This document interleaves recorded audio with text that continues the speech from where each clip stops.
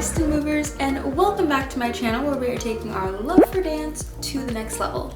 My name is Gaylyn Lareese, and if you're new here, I am a dance entrepreneur.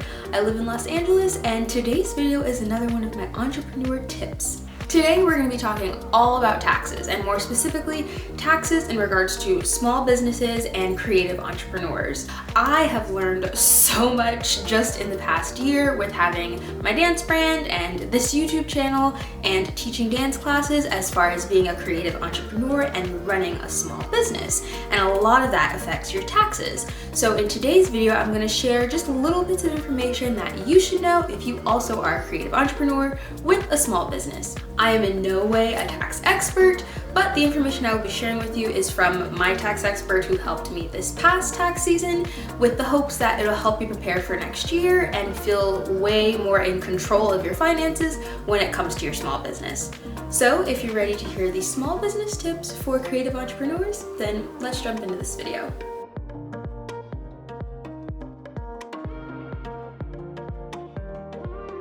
So the first thing you want to be aware of when having a small business is to really make sure you have the correct business structure. So business structures are the things that you hear of when you hear the words LLC, sole proprietorship, corporation, nonprofit. These are all things that affect the way that you do your taxes, and they are the structure in which you function your business. A lot of people think that when they start a small business, they need to immediately get an LLC, and that's not necessarily true. It all depends on how you're going to function within your business, because that structure is what is going to influence that. So for example, if you are someone who has employees and is going to be doing wages every 2 weeks through your business, then yes, an LLC would probably be a good idea for you. But if that's not something that you're going to be doing within the next year, then you probably could wait and hold off on doing an LLC for your business. You might be able to just have a sole proprietorship.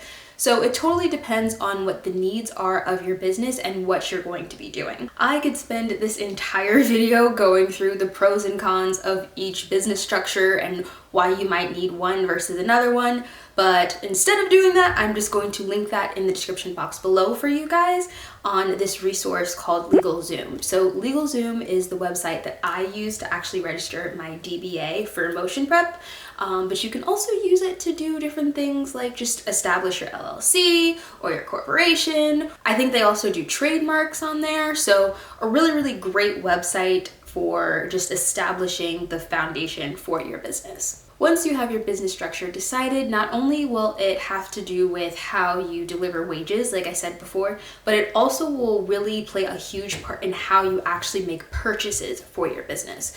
So for an LLC, for example, you need to make sure that you have a separate bank account that you only use for business purchases.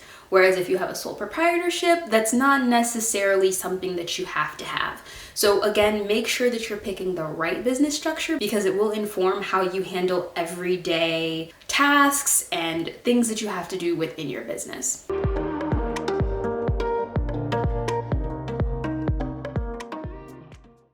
The second thing you should know when it comes to being aware of your finances within your business is tracking your expenses.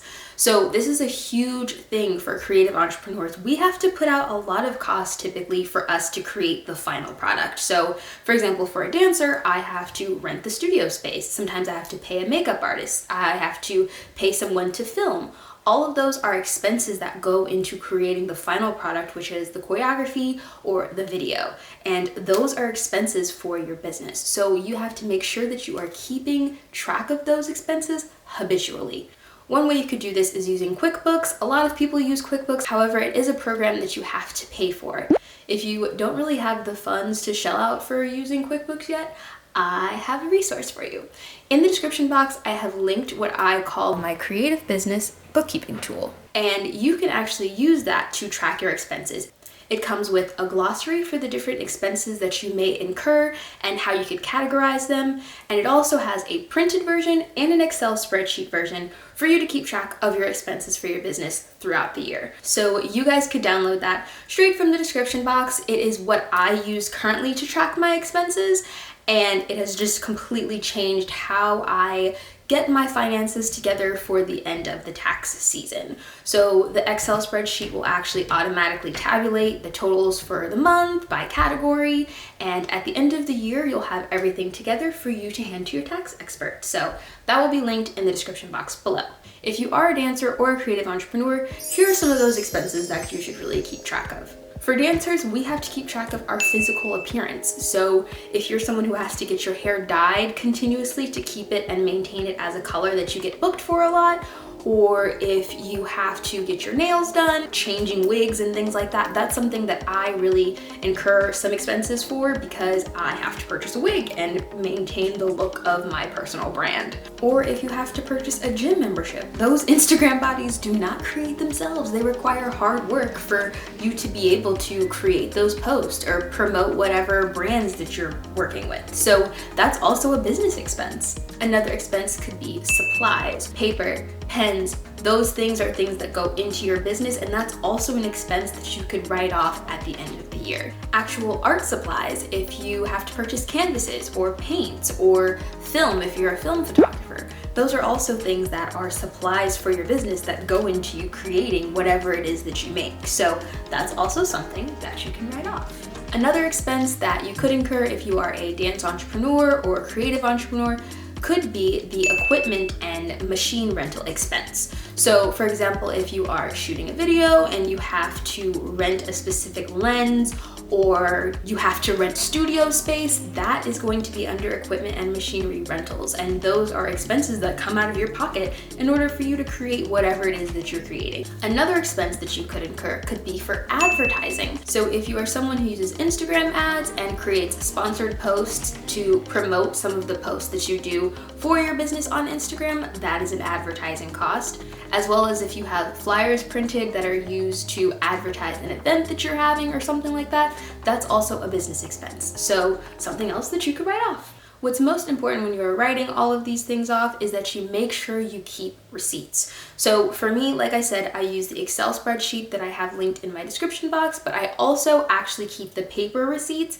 in a folder with the month labeled on them. And I keep all of those in my car because typically I'm in my car when I'm making those purchases. And then when I receive the receipt, it goes straight into that envelope. And then at the end of the month, I put that envelope in a specific file. So that way at the end of the year, I have the printed receipt right there. Also, if you do a lot of online purchases, the great thing about those is that they typically send your receipt to you in your email. So what I like to do is when I make a purchase and the purchase is confirmed, then I go ahead and save that receipt as a PDF and I save that on my computer. So not only do I have the printed versions from things that I purchase in person, but the things that I purchase online, I have those as PDFs as well in a separate folder on my computer, so that when it comes time to tally up these expenses and make sure that I have proof of those expenses, they're really easy for me to find. Outside of keeping the receipts, it is also extremely important for you to categorize them, because when it comes time to do your taxes, those purchases all have to be in separate categories for your business expenses. So keeping track of that during the year just makes it way easier, and I promise you your tax expert will love you for that.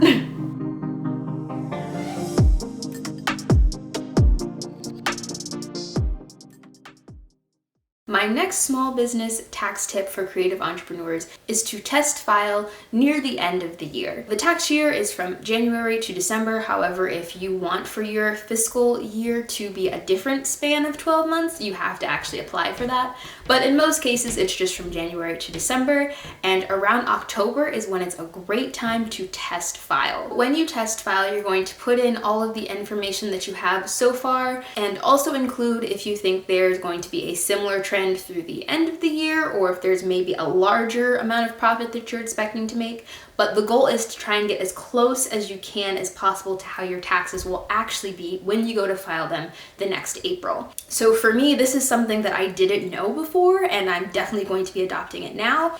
And you want to do that because you want to see how you come out as far as how much money you're going to be owing when it comes time to actually do your taxes. Then you can see if there are large purchases like a new camera or lighting that you should actually make before the end of December, so that when it comes time to write off taxes for that year, you can include it in that tax year. And that way you can defer some of that cost that you're going to be paying in taxes to the government in April. So this is really, really great for small business owners, but it requires you to really keep track of your purchases and your profit throughout the entire year. So you have to be really diligent about it. But if you do that tax filing, it's a huge lifesaver because it can really help you kind of know what to expect, and if you can kind of avoid having to make some of those payments by actually purchasing things that are going to help your business a little bit earlier. Just make sure that you do this with enough time to actually plan ahead. So October, like I said, is a great time to do this because it still gives you November and December to either get those finances together or to plan to make that purchase. But if you wait until December, then you aren't really given a lot of time to come up with that money to make that purchase. So it's great for your business because you can really know if it's the best time to maybe upscale some of your materials and tools that you use, but you want to make sure you do it with enough time so that you can actually plan ahead.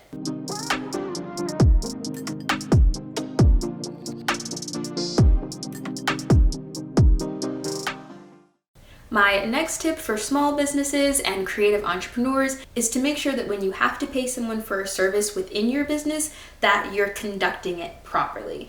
So when I say that, I mean, for example, if I had to have a video filmed and I paid the videographer $700 to do this video, I should actually be having them complete a 1099 form because any service that is over $600 is actually considered being done by an independent contractor, and that requires the 1099 form. So that can go for things like cleaning services or just any other service that really helps your business, because that person isn't necessarily an employee, but you are hiring them and it is for a larger service. So just make sure that if you're hiring people, you're taking into account the amount of money that you're going to be paying them and how often. It is going to be 2 to 3 times per month, and they should probably be counted as an employee. And if you're paying them for services that are above $600, they're considered an independent contractor, and you should actually be having them complete a 1099.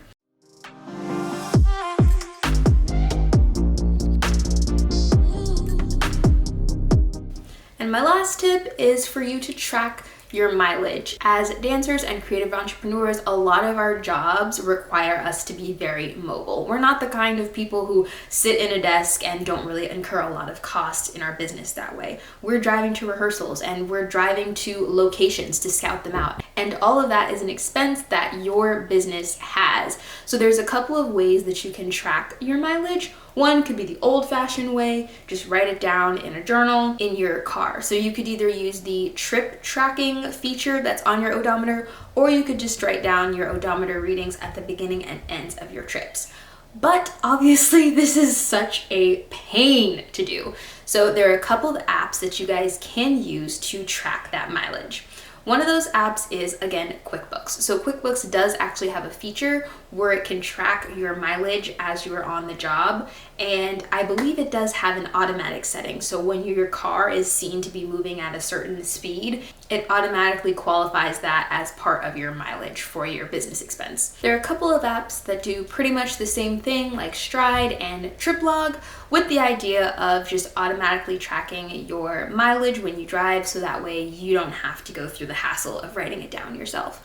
I personally do not use them, but I have heard that they're extremely helpful for someone who maybe doesn't have the patience to write them down. Making sure that you really stay on top of tracking your mileage can make a huge difference in the amount of money that you will either get back as a refund or just the amount that you'll have to pay in taxes in general. So track your mileage. And that is it, you guys. Those are my 5 tips for small business owners and creative entrepreneurs when it comes to taxes. Like I said, I am no tax expert, but I have learned so much this year, and I figured why not share with you guys, especially if the goal for me and you is to level up our love for our dance or our art or whatever it is you do. And a part of that is really being organized and keeping track of our finances. Let me know in the comments down below if this video helped you guys out and what kind of creative businesses you guys have. I would love to see what you guys are up to. And if you have a friend who owns a creative business or is looking to start one and just needs a little bit more information, share it with them too and give them these tips that can maybe give them a little bit of encouragement to just go ahead and start. And of course, be sure to like this video if you enjoyed it and subscribe. I'd love to have you a part of my dance fam. I try to do these entrepreneur tip videos as often as I learn new things, so there will definitely be more of them, and I will see you guys in my next video next weekend. Later.